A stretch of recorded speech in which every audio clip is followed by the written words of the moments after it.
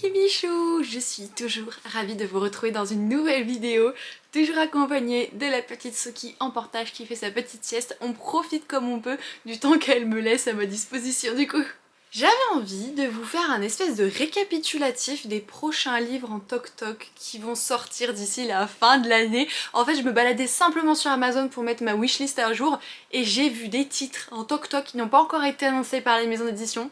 Je me suis dit, mais mon dieu, il faut que je leur en parle, il faut que je leur montre tout ça, quoi. Alors bien sûr, c'est pas du tout le cas de tous, c'est-à-dire qu'il y en a qui ont déjà été annoncés si vous suivez les maisons d'édition et ou les auteurs, mais il y en a certains, genre il y en a un, j'ai vu l'annonce nulle part. Nulle part, donc. Sans plus tarder, je vous propose donc de commencer tout de suite. Et tout de suite exactement, c'est le 7 septembre avec la sortie de Dark Rise aux éditions Brajlon de C.S. Paca, autrice, il me semble que c'est une femme, autrice de la saga du Prince Cruel que vous connaissez déjà sans doute.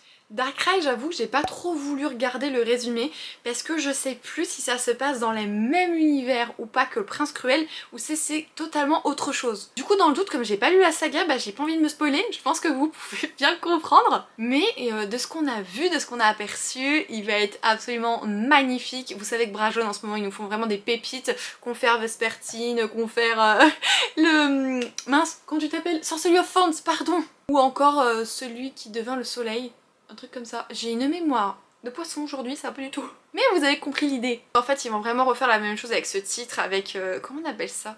Eh non, mais c'est la vidéo de... Comment on appelle? Comment on appelle. Enfin bref, vous avez du coup le toc-toc, le magnifique livre relié, la dust jacket, et vous avez toute une partie aussi sur la tranche du livre, et c'est ça que j'ai omis là tout de suite maintenant le terme, mais vous avez du coup des dessins je crois sur la tranche du livre, enfin bref, il va être absolument superbe. Si vous avez lu le Prince Cruel, n'hésitez pas à me dire du coup s'il faut avoir lu cette saga pour un petit peu se renseigner sur Dark Rise, ou si je peux y aller sans avoir lu le Prince Cruel. De toute façon je l'achèterai, hein, parce que tous les toc-toc sont des éditions limitées, et donc quand on rate le coche, vous le savez, si on veut les récupérer derrière, il faut vendre un rein, la moitié de ses fesses et une paire de seins, donc autant vous dire que ça coûte très très cher. Le 7 septembre, il y a un titre que je veux vraiment beaucoup, et là je viens de voir en fait qui va être également proposé en version toc-toc, donc je suis véritablement très heureuse. Il s'agit de Fable, je sais pas comment on le prononce, de Adrienne Young, le tout aux éditions Rajo. Le titre me fait vraiment très envie, mais je ne savais pas du tout qu'il allait être traduit également et publié en toc-toc, ça c'est beaucoup trop cool, c'est ma petite nouvelle du jour, parce que les autres trucs je les ai préparés, mais celui-là je viens de le voir, donc je suis vraiment trop contente. Et de quoi ça parle me direz-vous? Laissez-moi checker puisque de tête je ne sais absolument plus.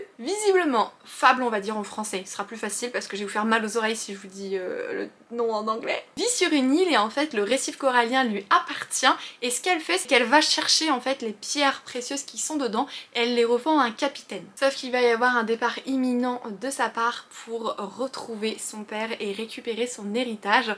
Je ne sais pas exactement de quel héritage on parle, je ne sais pas si du coup c'est une sirène, si elle a un rôle particulier dans la mer, dans l'océan, enfin je sais pas, c'est très mystérieux, et j'avoue que j'ai été extrêmement séduite par la couverture, bien sûr on ne se refait pas, et les avis qui sont déjà tombés de la part des partenaires de la maison d'édition ne me font que plus envie, hein, très clairement. Je crois qu'il y a peut-être Solivresse qui l'a lu et qui a apprécié, et Muffin Books, donc l'autrice notamment de La Carte des Confins, qui a adoré plus.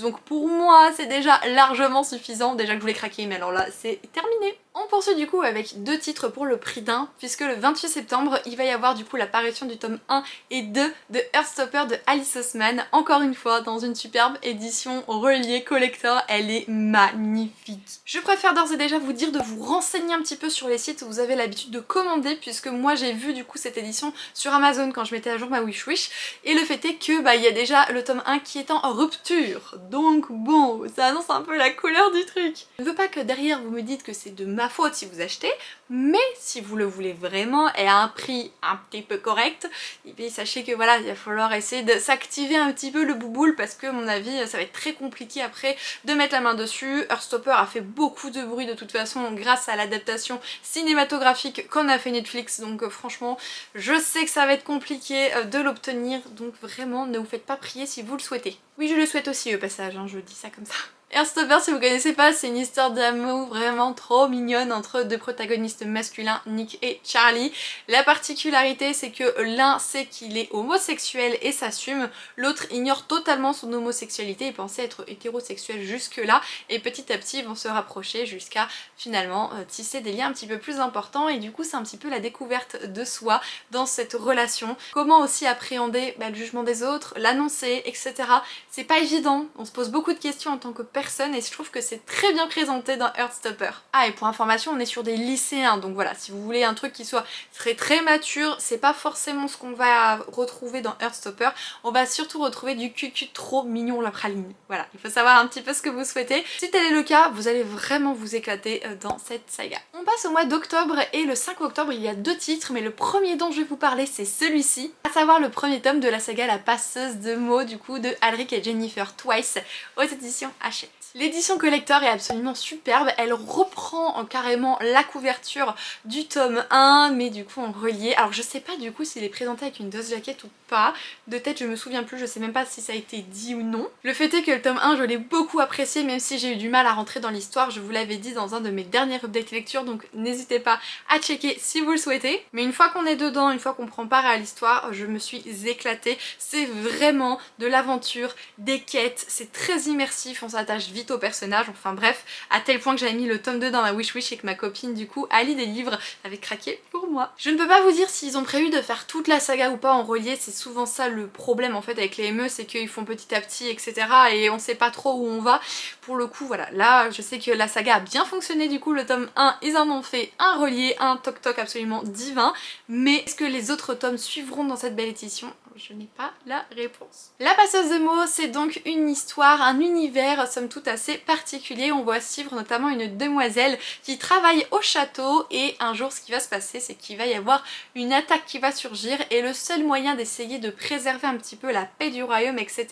c'est grâce à ce qu'on appelle un passeur de mots. On ignore quasiment tous qui sait comment ça fonctionne etc. mais ça va tomber sur le coin de la figure de notre héroïne et son rôle va donc de recueillir les mots, d'aller à leur recherche pour pouvoir après les utiliser et défendre le royaume, à savoir retrouver les princes etc. reprendre le pouvoir. Bien sûr elle ne sera pas seule dans cette quête et au fur et à mesure de son aventure il y a plusieurs protagonistes qui vont rejoindre les rangs et prendre part à l'aventure et franchement les protagonistes je les kiffe. On est sur une sélection carrément éclectique et on s'éclate, franchement on s'éclate. D'ailleurs c'est assez drôle parce que le plus humain des 3 hommes qui l'accompagnent c'est celui-là qui n'est pas humain. Pas totalement en tout cas. Donc du coup moi je trouve ça assez marrant, enfin je l'aime beaucoup ce personnage, vraiment beaucoup. Comme je vous disais, il y a un deuxième titre du coup à cette même date, donc le 5 octobre, en fait c'est le cousin de celui-ci, et le cousin de celui-ci c'est donc Enchantment of Ravens de Margaret Rogerson, et comme tous les autres, publié aux éditions Brajlon dans la collection Big Bang. Alors qu'est-ce que j'ai fait moi de mon côté? Je me suis séparée du brochet tout du moins et dans l'énorme pile qui est par terre à mes pieds qu'il faut que je mette en vente sur Vinted puisque j'ai refait du tri dans mes bibliothèques. Ne me demandez pas si j'ai filmé ou non, la réponse est non, simplement puisque je l'ai fait le dimanche soir à 22-23h, le chignon, les cheveux un petit peu caca boudin, le tout en sous-vêtements, donc non, je n'ai pas filmé ça. Mais comme je sais que je vais craquer sur l'édition collector, je me suis dit autant me séparer du brochet, je n'ai pas l'utilité d'avoir 2 fois le même livre dans ma bibli. C'est pareil pour Sorcery of Thorns, du coup je me suis... Enfin, il est dans la pile des livres à vendre, la version brochée. Enchantment of Ravens, je me souviens simplement qu'on va partir sur des faées et on va voir notre protagoniste principale qui n'en est pas une, il me semble qu'elle est humaine, mais qu'elle est artiste peintre et en fait elle va devoir, je crois, dessiner le portrait du roi faé,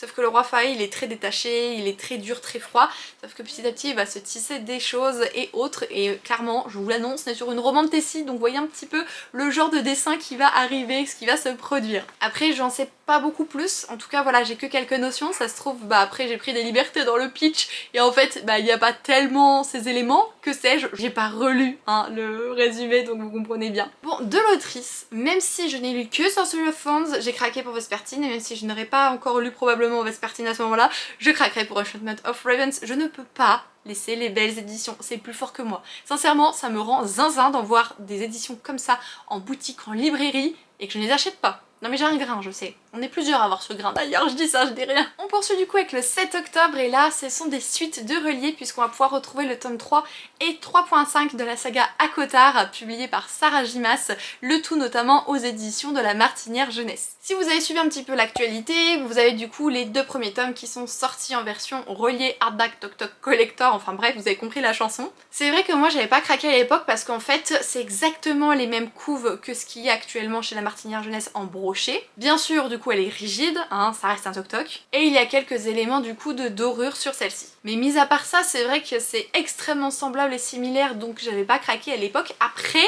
si jamais je lis le tome 2 d'ici là, chose qui n'est pas prévue au programme j'avoue tout, et que je trouve la saga vraiment géniale, je me connais, je vais vouloir les prendre quand même, voilà je me connais.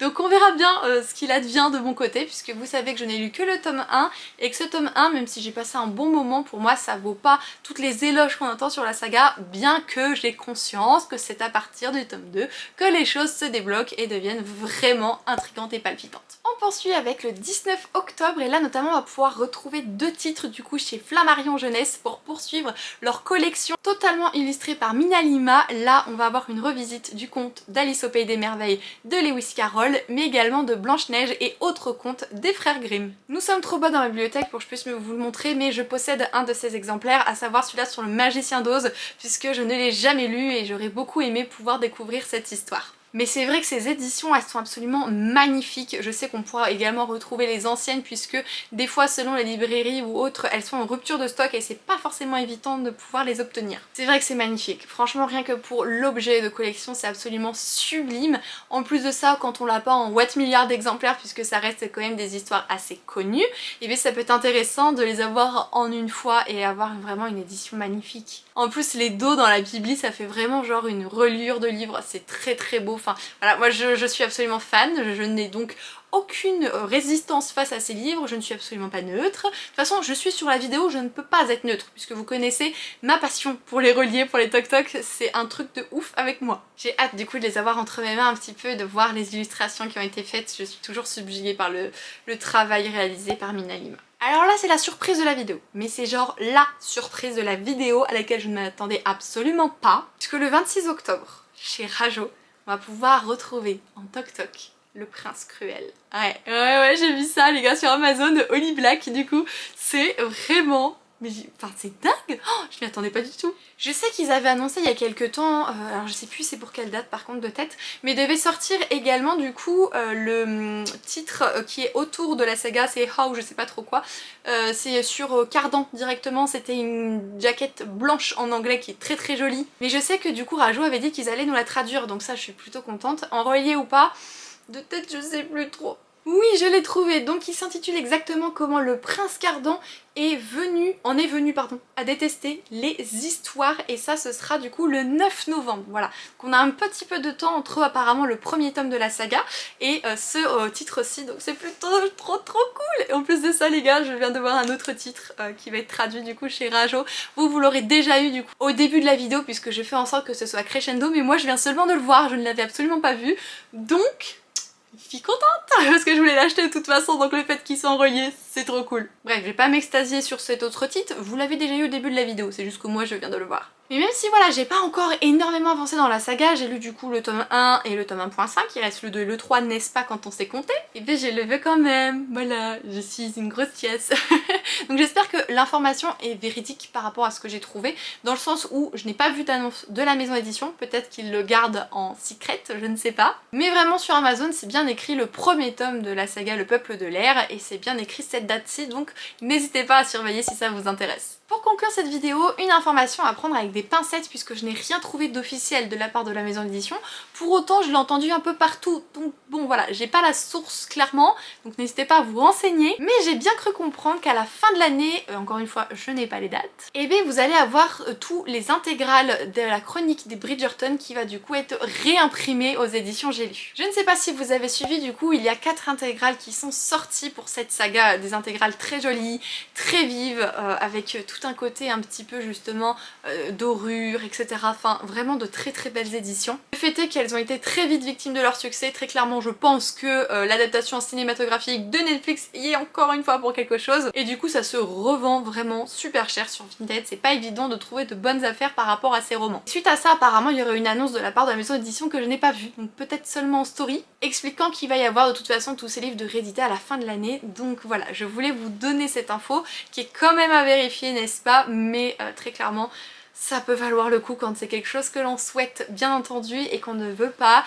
manger des patates tout le mois pour pouvoir acheter ces magnifiques éditions quoi. Oui mon bébé, t'es d'accord toi aussi? On veut pas mettre trop de chouchous. Il y a déjà trop de choses à acheter pour un petit bébé. Ah oui. Maman veut t'acheter toutes les belles robes, des beaux chouchous, des beaux jouets, des bonnes couches aussi pour faire du pipi du caca. Il y a tellement de choses à acheter pour toi mon cœur.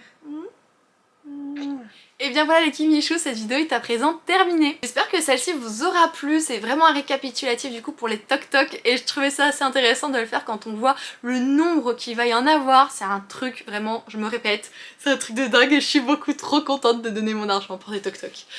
Bien qu'il va falloir donner beaucoup d'argent là quand même quand on compte un peu hein. Bien sûr, je n'ai pas parlé des deux Saxus parce que du coup je trouvais pas ça très original. On sait que deux Saxus publie tout en brochet et en toc-toc, donc finalement ça servait pas à grand chose que je les mette dans cette vidéo-ci. N'hésitez pas à me dire si vous étiez au courant de toutes ces parutions, si certaines vous tentent, etc. Enfin, moi je crois que tout me tente pour ne pas changer. Je ne sais pas encore si je vais vous faire une vidéo sur la rentrée littéraire, je le souhaite, vraiment je le souhaite, mais je dois préparer d'autres vidéos en collaboration, je dois préparer mon challenge, je dois du coup faire l'annonce du challenge, ma vidéo pâle pour le challenge, enfin bref, moult vidéos alors que les derniers jours du mois d'août, je pars en vacances quasiment 15 jours au Portugal. Voilà, donc du coup, on verra si j'arrive à tout faire ou pas. En attendant, je vous remercie du coup d'avoir visionné cette vidéo. Je vous souhaite bien sûr de belles lectures et de prendre soin de vous. Et je puisse vous dire que cette petite Sokinette et moi-même, on vous fait des gros bisous. Ciao ciao tout le monde.